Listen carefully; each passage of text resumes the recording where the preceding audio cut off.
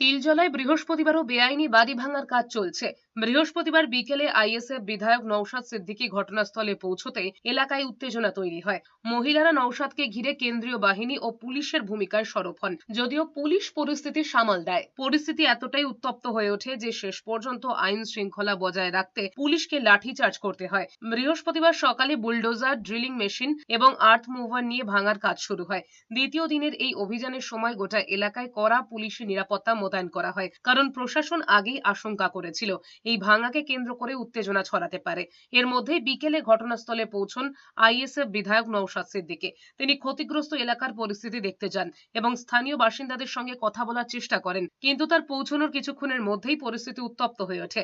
স্থানীয় তৃণমূল সমর্থক এবং কয়েকজন মহিলা বাসিন্দা তাকে ঘিরে বিক্ষোভ দেখাতে শুরু করেন। অভিযোগ ওঠে রাজনৈতিক উদ্দেশ্যে ঘটনাস্থলে গিয়ে পরিস্থিতি উত্তেজিত করার চেষ্টা করা হচ্ছে। বিল্ডিংটা কিন্তু সেটাকে ভাঙছে, সেটা ইলিগাল ওয়েতে ভাঙছে, কিন্তু তাদেরকে তো নির্দিষ্ট টাইম দিতে যাবে।